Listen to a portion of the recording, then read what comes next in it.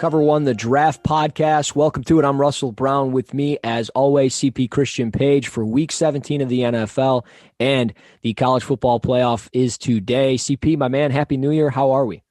Happy New Year. I'm doing great. We got a slew of bowl games today on January 1st when we're recording, and then, of course, we just got, as the week as the weeks continue, I guess I should say, we get more Senior Bowl invites. And we were just talking just a second ago. It's crazy because it always seems like the Senior Bowl's so far out, and now it's just like, oh, we just got a few more weeks until at least I have boots on the ground and taking some notes on those guys. So still looking forward to it, but we still got a lot of football, college and pro to pay attention to. Yeah, no doubt about it. Today, I didn't even for whatever reason, maybe it's just because it's been such a weird year. I was just kind of expecting Alabama, Notre Dame, Ohio State, Clemson. Didn't even realize Georgia, Cincinnati, and your Auburn Tigers against Northwestern today. I just didn't even think about it. And so I'm super pumped. Let's just jump right in. Georgia, Cincinnati. This is a game that it could be sneaky good. I think it really could. I don't know exactly who's maybe opted out of the bowl game for Georgia, if anybody, outside of maybe Ben Cleveland, who you mentioned before the show to me. But Cincinnati, I think they've got all their guys. And to be quite honest, I hope Desmond Ridder just goes off because I like him. I love the tools that he has. I think he definitely needs some polishing. And I think there's just him going through progressions and getting faster or just more efficient with those progressions. And then the other guy for them, Myjai Sanders, the defensive end, nobody was talking about him. I swear to you, I put out a tweet about him a few weeks back. And then all of a sudden now he's top 50 on boards, top 75. So props to me, I guess. But I like this guy a lot. I think he's got good length. I think he's got, the measurables are there. I think the explosiveness is there. And I think he knows how to utilize his length. He's certainly a guy to watch. Is there anybody you're watching for Georgia, Cincinnati? What do you think is going to be the outcome of this game too? Yeah, kind of just piggybacking off what you say.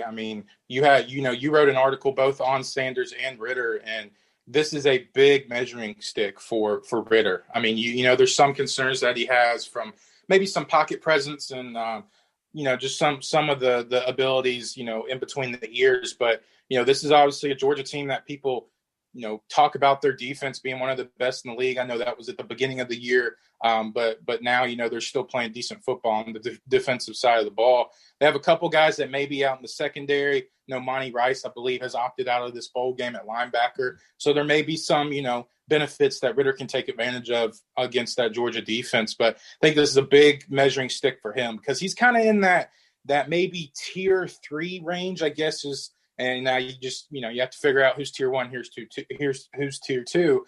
But I think he's maybe in that tier 3, that tier 4 range. So maybe QB 7, 8, somewhere in there. But with a big performance against Georgia, you may start hearing more of the whispers, maybe in a little, louder octave, so to speak. So I think that'd be a really good, really interesting game for Ridder, and Sanders the same way. And, he hasn't maybe played against this big time offensive line like a Georgia. So Sanders can maybe have just this incredible coming out party. I think he'll turn a lot of heads.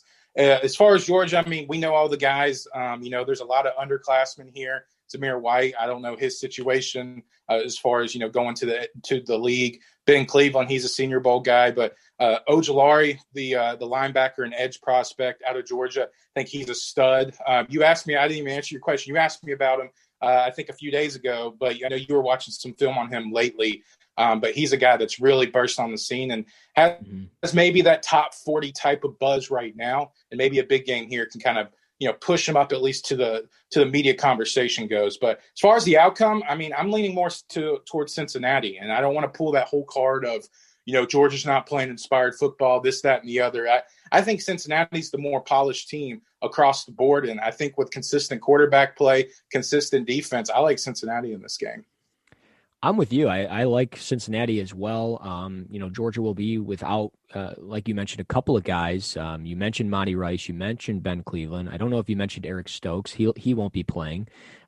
James Cook, the running back, he won't be playing either. Not due to COVID or anything, but his father had passed away, so he won't be playing. But you lose some of these guys that are key contributors to your team. And I mean, we saw what happened to Florida. I mean, look at how they played against Oklahoma. They didn't have half their team on the field, and Kyle Trask struggled, and that team just struggled in general against Oklahoma, which we'll talk about briefly. But you bring up some good points about Desmond Ridder. You know, he's probably in that QB7, QB8 range. He's a mid-round option type of guy. And he's like maybe the leftovers of, like, if you don't want Kyle Trask or Mac Jones, and if you swing out and miss on the top 4 quarterbacks, which I think are the consensus of, you know, Trey Lance, Trevor Lawrence, Zach Wilson, Justin Fields, etc. But yeah, I'm with you. I think Cincinnati wins this thing, and I think with you know, the edge presence of a guy like Myjai Sanders, Ridder with his mobility and just the big arm that he does have, and some of the players that Georgia's missing, I think it can spell kind of a recipe for maybe an upset. So I'm excited to watch it. It's about 45 minutes away, and hopefully, obviously, we have this podcast out by then. I think we will. But the other game, your Auburn Tigers against Northwestern, you're not feeling too good about this one. Why is that? Just with everything that's been going on with Auburn, with the new coaching change, not finishing the year off quite like they had hoped for. And then Northwestern, even though in a loss to Ohio State, I mean, they played really good football. I mean, that defense is no joke. And I just don't see Auburn moving the football at all. Offensive line, I don't think it's going to be good enough to prevent, you know, Northwestern's front seven. Bo Nix, you know, at quarterback for Auburn's kind of all over the place. And then Tank Bigsby, the freshman all-SEC player, he's probably not going to play in this game. A couple of receivers as well. So I think Northwestern, they're playing really good football right now. That defense is no joke, and they may win this game, you know, 24-17. I don't think it's going to be any type of shootout, of course, but Pat Fitzgerald's done an incredible job with Northwestern.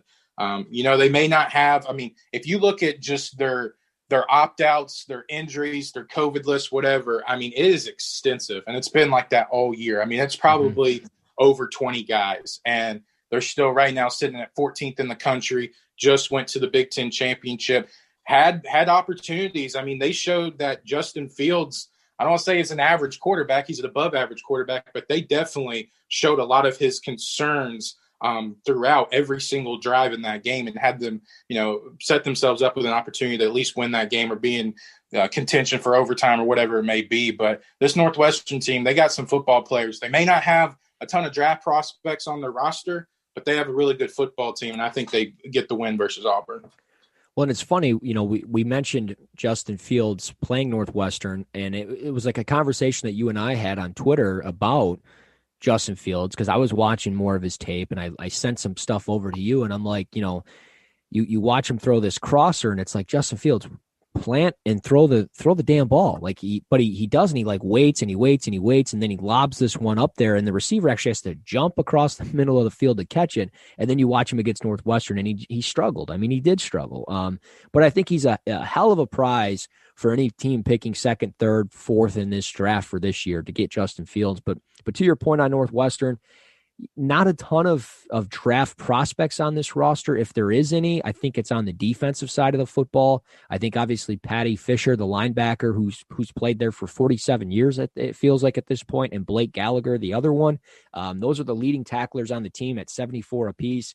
Those guys just play great in the box. They are the front seven difference makers for them. And then, you know, on the back seven there and in the secondary, it's all about, you know, what they do with like Greg Newsome at cornerback. He's a phenomenal player. He's already declared for the draft.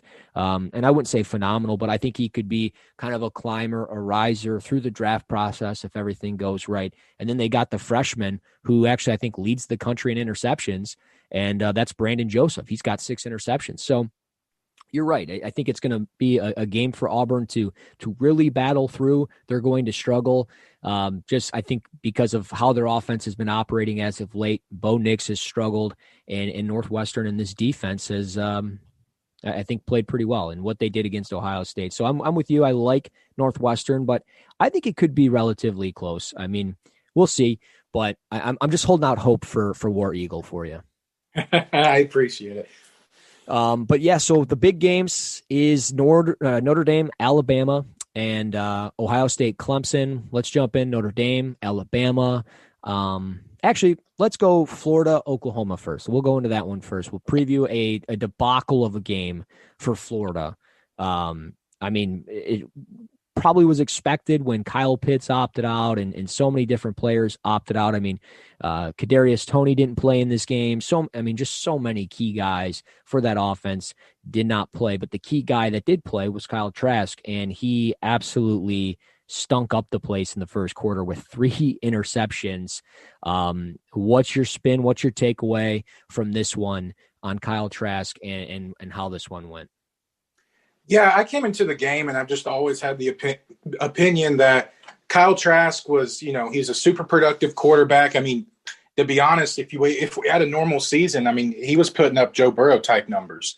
And so we knew he had, all the abilities in that Dan Mullen Florida offense to be a super productive guy. He's not, he doesn't turn the ball over much, knock on wood. He just did that against Oklahoma. But he's a really smart quarterback. However, you can be a very smart quarterback with a high-level football IQ, but still have some of the physical inabilities to make certain passes based on your reads. So, even though, he knows he doesn't have the strongest arm out there, he does play with good anticipation. You see that throughout the year. You've seen that the past 2 years with him at the starting quarterback at Florida. But you saw that become more of an issue versus this Oklahoma defense.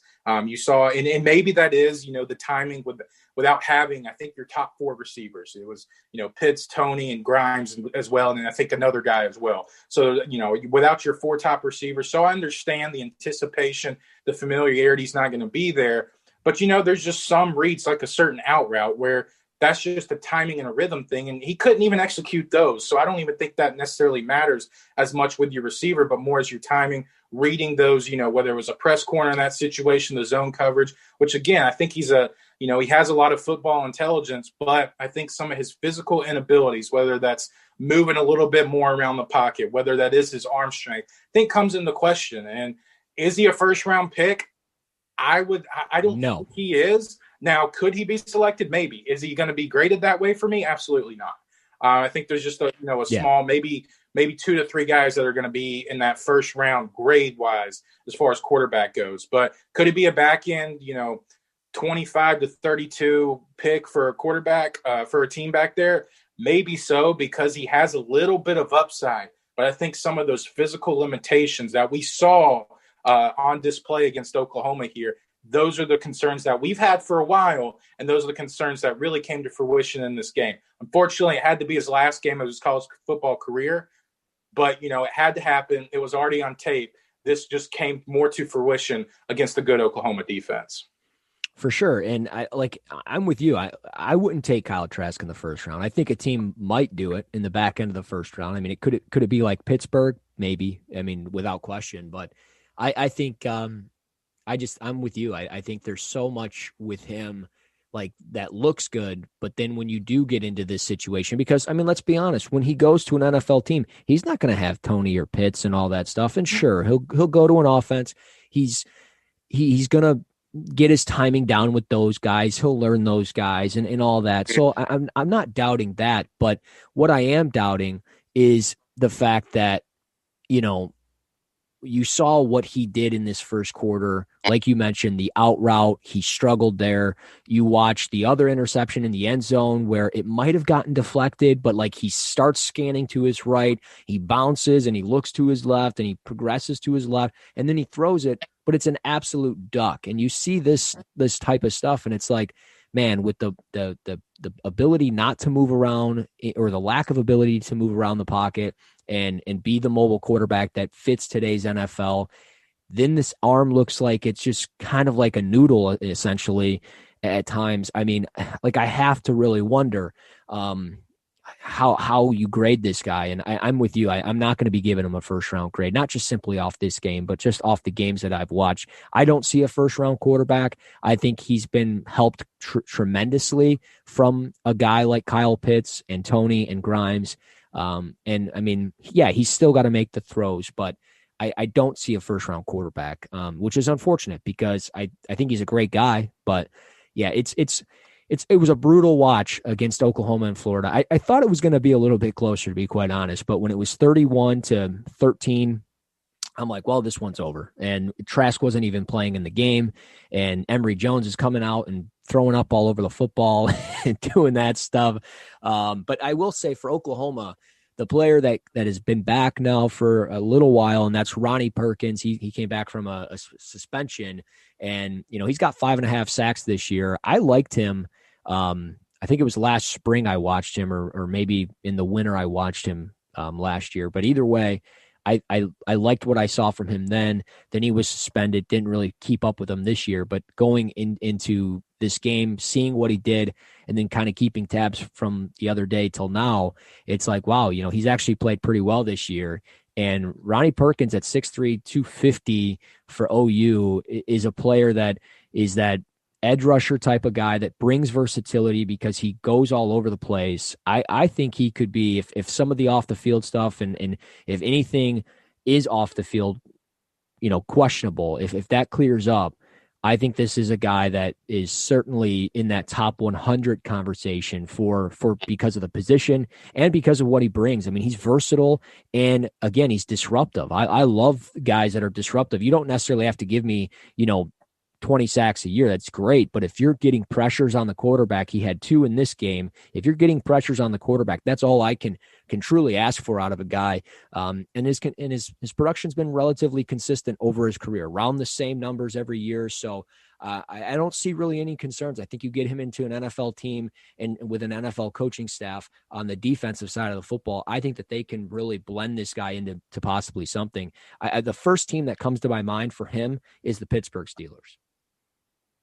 Oh, yeah, that would be a match made in heaven for really any defender that has a little bit of coverage versatility as long as rushing the passer. But I'm with you with Perkins. Assuming that all the off the field or whatever the situation was, it just kind of irons itself out. I think you're probably looking at a second-round pick. And I know that may be a little bit rich, but how he's left, these last 5 or 6 games that he's played this year, the burst that he shows, a little bit of that versatility. He can just pin his ears back and get to the passer. And he can play, I think he can cover in man situations with backs and maybe some tight end situations. He's not an incredible athlete, but I think he's a good enough athlete to get in that, first 64 picks. So I'm with you. I think there was a lot of hype with Perkins coming into the season. Obviously, he had to deal with that suspension, but he definitely finished off the season where he left off a year ago. So Perkins, I think he's a guy that is definitely ascending as far as draft prospects go. For sure. Let's preview the big games and then maybe some quick hitters, and then we'll get out of here. Alabama, Notre Dame. This is a game that I think everybody is expecting to go one way. And just I think a lot of it's given the history of what Notre Dame does in these moments. Alabama is a 19.5 point favorite right now, which is, I'm sorry, if you got the 4 best teams in the country, I don't care who's number one. That's a huge huge ass spread. But I mean, they're not wrong. Just given the history, Notre Dame's put up 3-3-7 or something in these type of games. So they've struggled in the big moments against some of the top teams in the country, despite beating Clemson earlier this year. But how do you think this one goes? I think we all kind of know who to watch for in this one, but who should we really be watching for?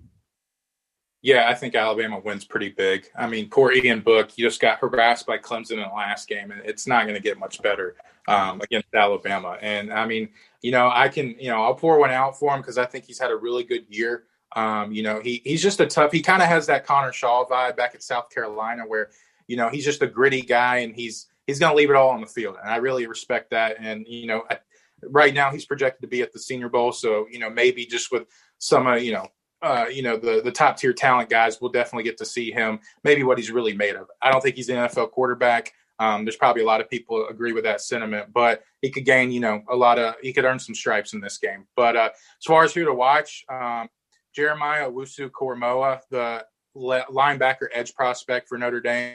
Mm-hmm. Please don't make me say his name again. But he's been outstanding this year. I think he's pretty much solidified a first round, a grade for many people, probably in the top 20. And I think, seeing him maybe put pressure on Mac Jones and maybe, kind of cover Najee Harris and kind of be, maybe manned on him. throughout the game, whether it's, in the receiving game, because Alabama does like to use him in the receiving game.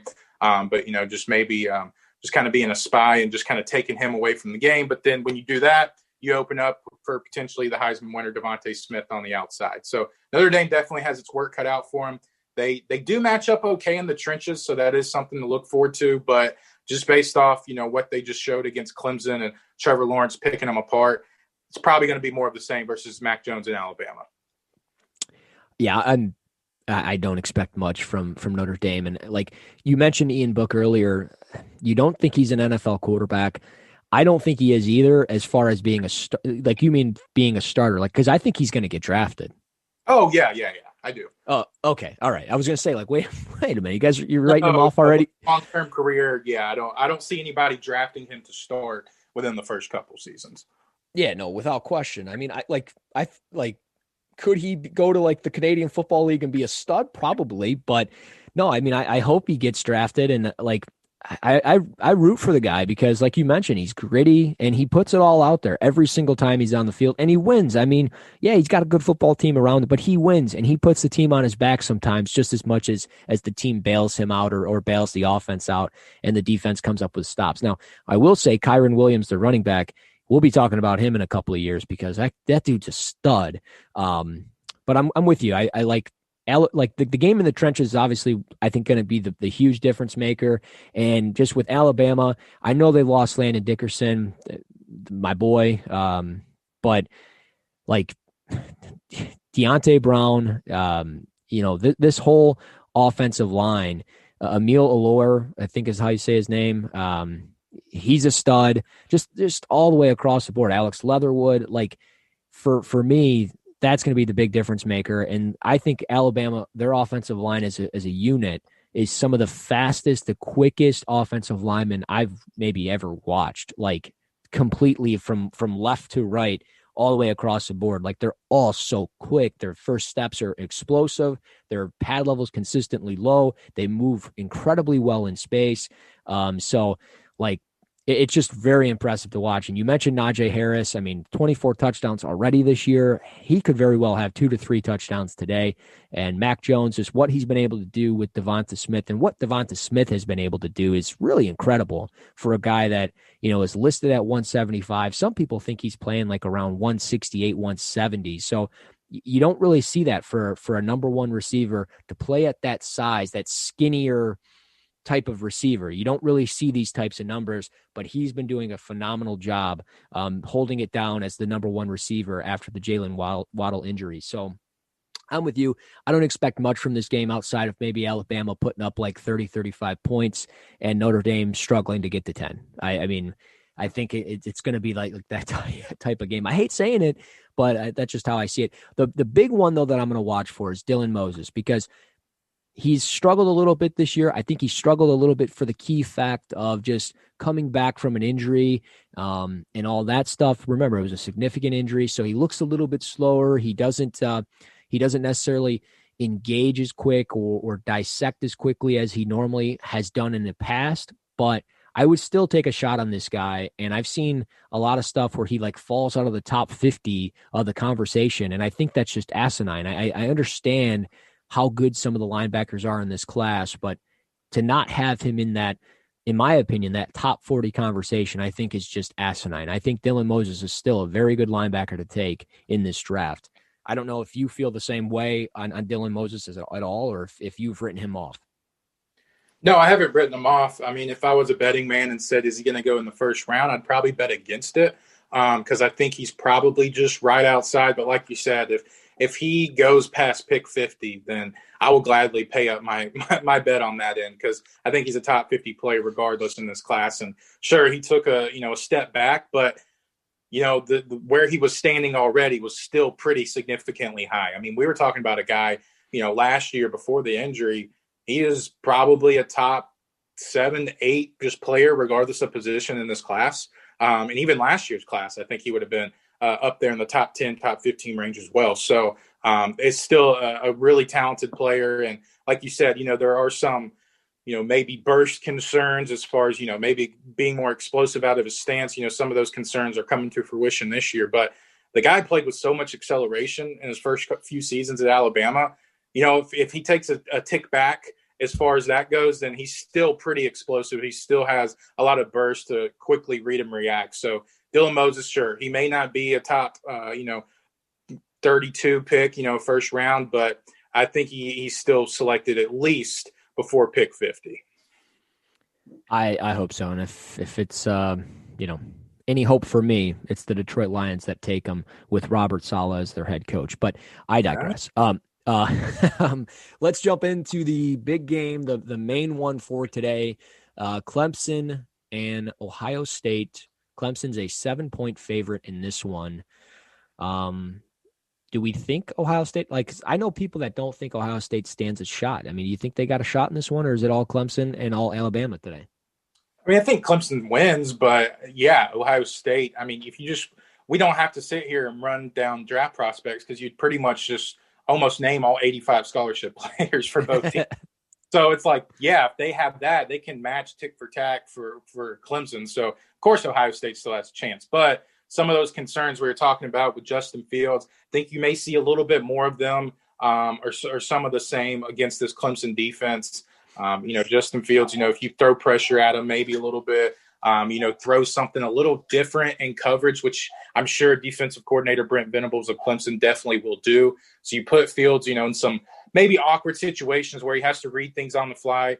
If you pressure the guy, then you get him out of the pocket. And I know it sounds kind of weird because he is labeled a dual threat quarterback, but when you get him out of the pocket and he's still looking to throw the ball, it doesn't always really end well with Fields. So tuck the ball, get what you can and live for the next play. You saw him kind of mess those up a little bit in the game versus Northwestern. But Trevor Lawrence, I think he's going to kind of widen the gap even more in this game because I think he's clearly the number one quarterback and the number one player in this entire 2021 draft class. And I think you're going to see that gap widen between whether it's he or whether it's Justin Fields or whether it's Zach Wilson. But I think Lawrence is on tier one by himself, and it's not really even close to any of these other guys.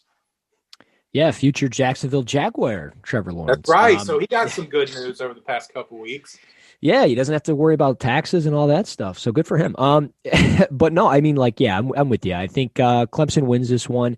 I am excited to see what Justin Fields does. I think this is, like we mentioned with Desmond Ridder earlier, it's a big game for Ridder against Georgia. I think this is a game for Fields where he can kind of prove people wrong about, some of the doubts from the Indiana and the Northwestern game from earlier this year. You can look at it and say, hey, I'm Justin Fields. Yeah, I struggled against these two teams, but I'm playing against Clemson, who's got talent all the way across the board from offense to defense.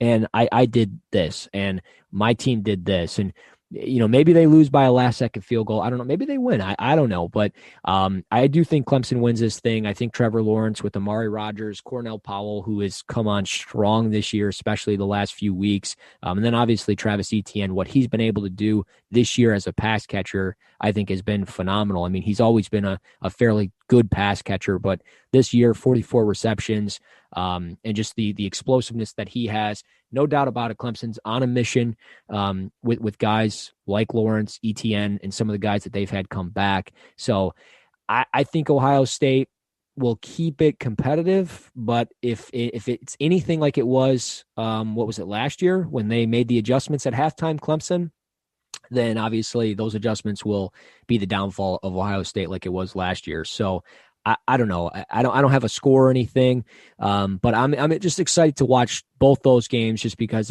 I think it is truly the four best teams in the country, hands down. And I've been saying it. I think everybody's been saying it.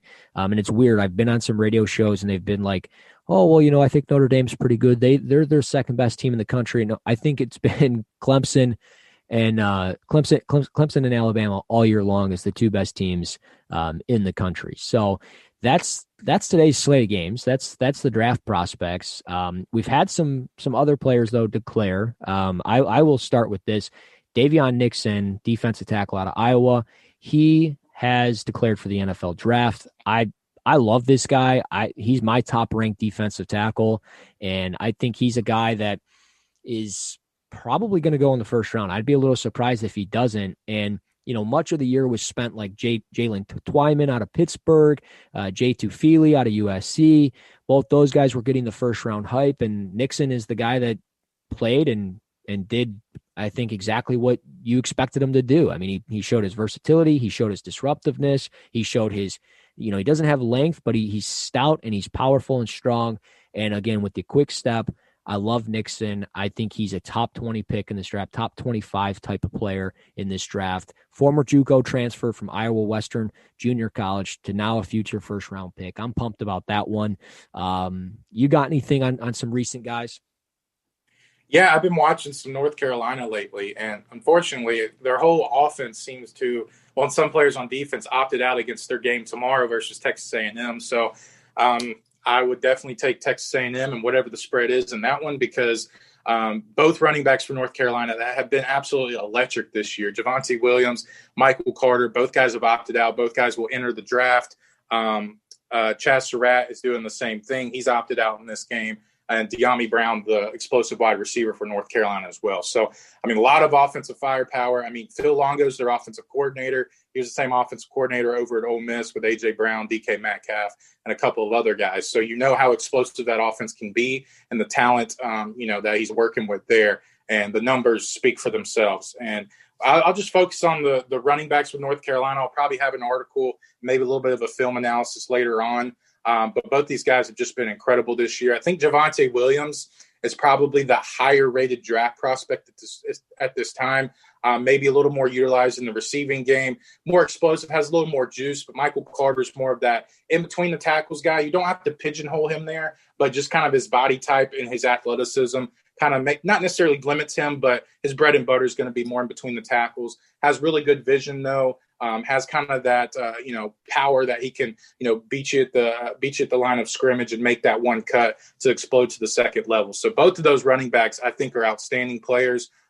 Williams may be a little more scheme versatile. Carter may be a little more scheme dependent. But I think both guys have been absolutely outstanding this year in a North Carolina offense that has been so much fun. They need to play better on defense, but their offense has definitely been one of the best in college football this year.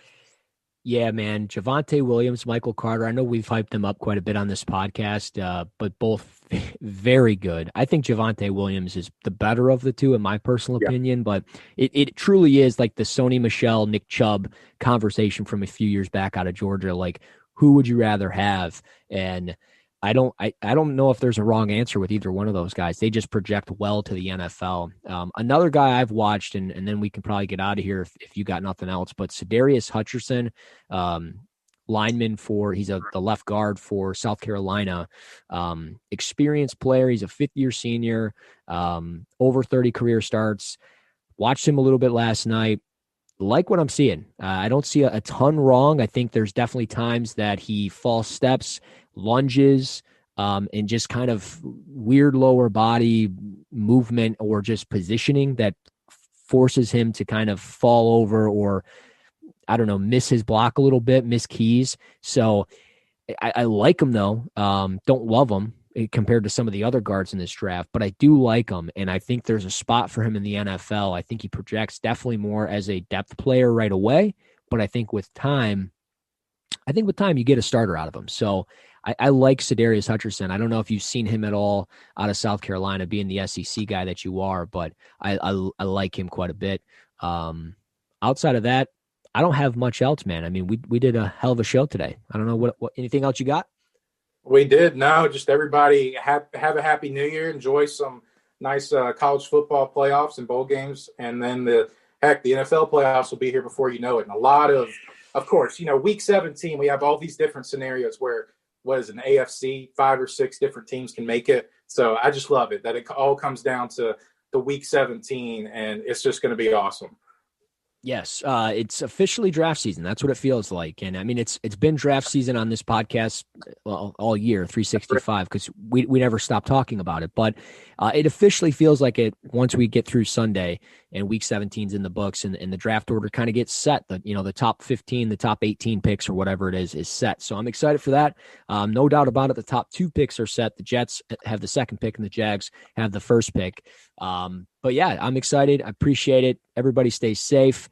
Be sure to go to Cover One on YouTube. Subscribe to the video breakdowns that we do. Zach Hicks and myself, we've done 2 video breakdowns with draft prospects. Peyton Turner out of Houston and Lycidas Smith out of Virginia Tech, who actually will not be declaring for this draft, but he's a player to keep tabs on. He's just a phenomenal interview. Great guy.